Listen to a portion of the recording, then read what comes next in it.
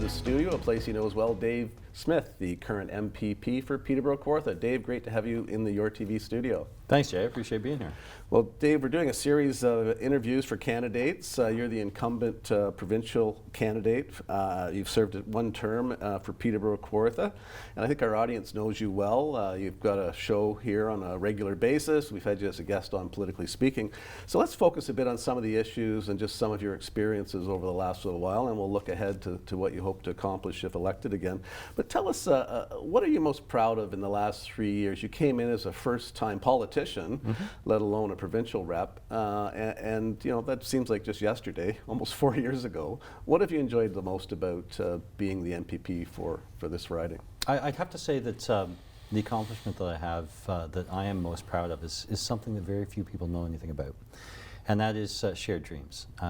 It was an opportunity for 5 disabled gentlemen to move in together at the Mount Community Centre and create a whole new program. It's a pilot for how we can work with individuals who have different disabilities, but they could have a rich, meaningful life in the community rather than being in a group home. All these individuals are in their mid to late 30s. One gentleman is in his 40s, and we found a way to make this work. It's actually less expensive for the province of Ontario to do this than it would be for them to be in a group home. They're integrated into the community, they have the supports that they need, and they get to be contributing members. So being part of that process to develop a pilot program, something that can be replicated across all of Ontario, that's going to provide a higher quality of life for 5 individuals and their 5 families.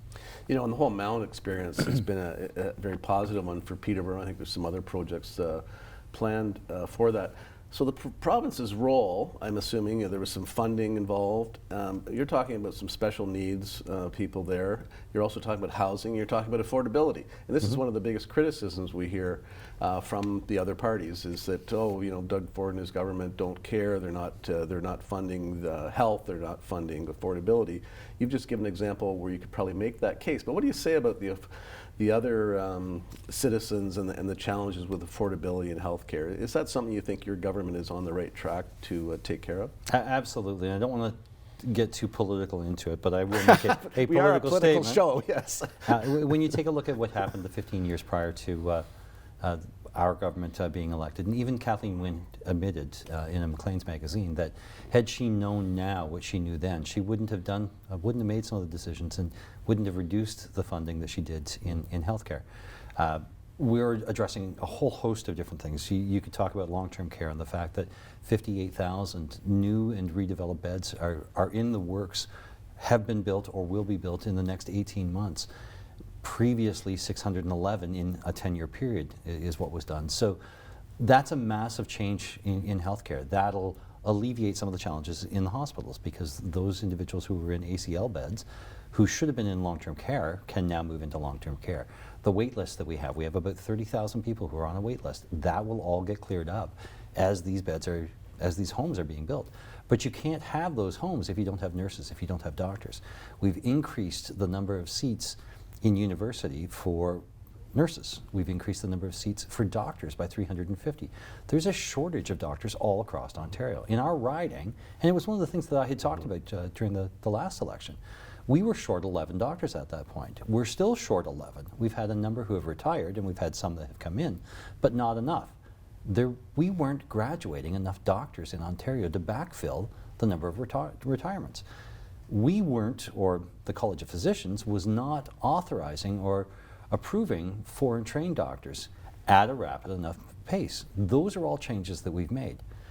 You're not going to see the results overnight, but those are systemic changes that will improve the entire system. We've increased the number of nurse practitioners that can graduate from the programs all across Ontario. We have a Learn and Stay program now, where if you want to be a nurse and you want to go to one of the Northern Ontario universities for it, we provide additional funding for you. We provide incentives for you. And what we know is, if you train in an area, you're more likely to stay in that area. And these are all things that we have done to address the systemic problem. Now we have to have each of those communities go out and say, you should come to our community because we have this much to offer.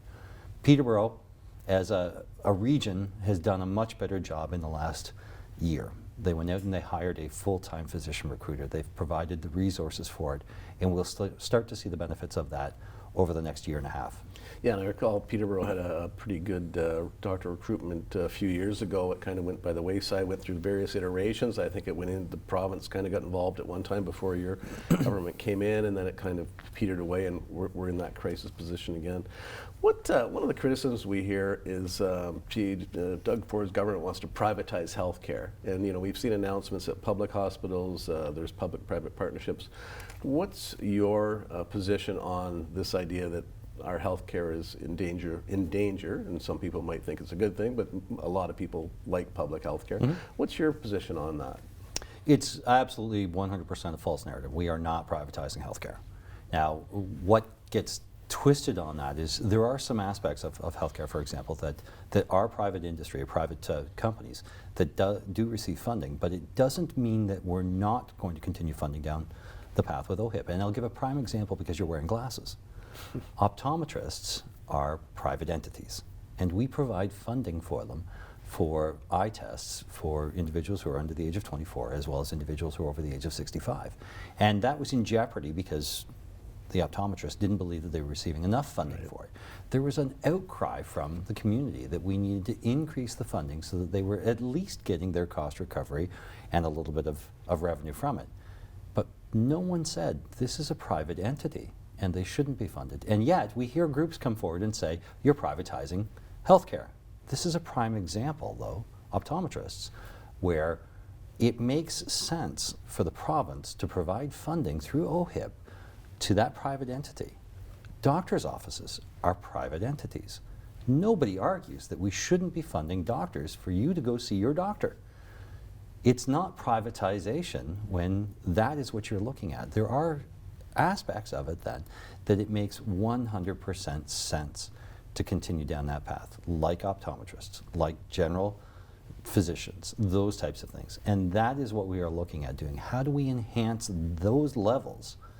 And it's being twisted by our opposition to say, oh, you want to privatize healthcare. That is not the case. All right, It'll always be a publicly funded healthcare. Okay, and that's good. I'm sure we'll hear a lot about that on the campaign trail as we get underway with the campaign over the next weeks.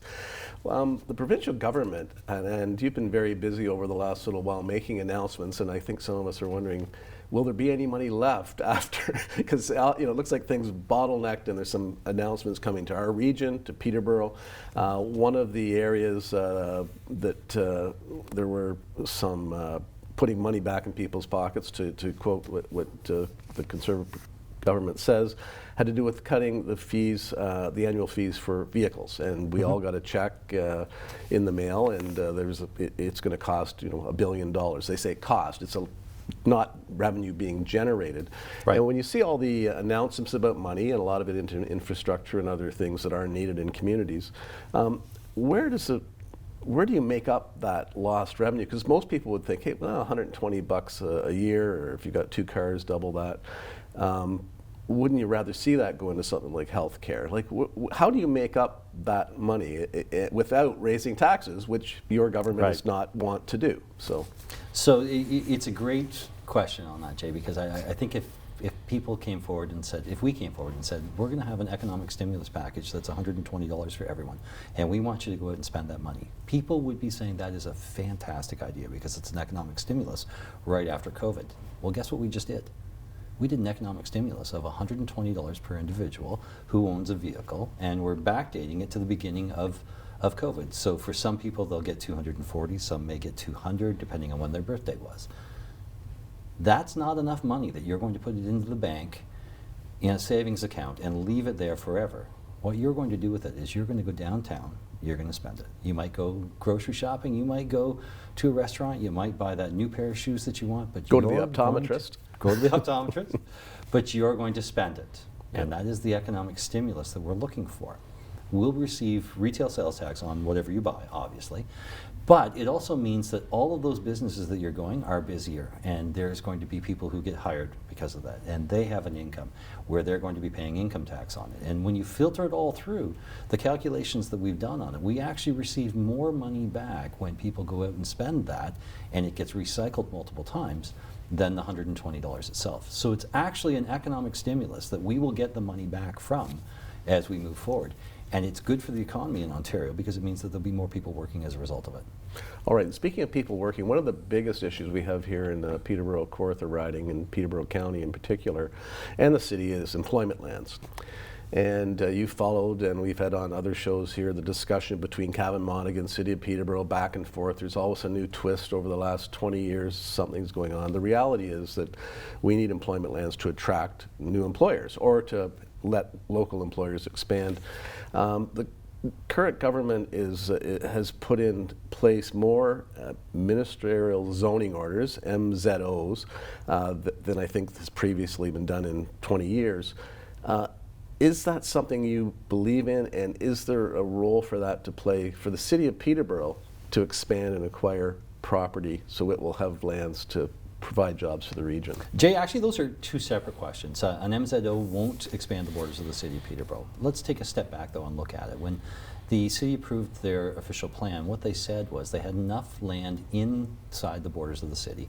They rejigged some of the designations in order to do what they thought they should. And then they objected to Cavan Monaghan trying to do an MZO because the city said that they needed that land. So really what we have to look at is what was the city's actual land needs, and perhaps they should look at that again. When we talk about the MZO though, an MZO is designed to speed up a process or to make things go more smoothly when there's a challenge around zoning itself. And I think it's a very valuable tool when used the right way. And I'll give a prime example of in our community where we had looked at having an MZO.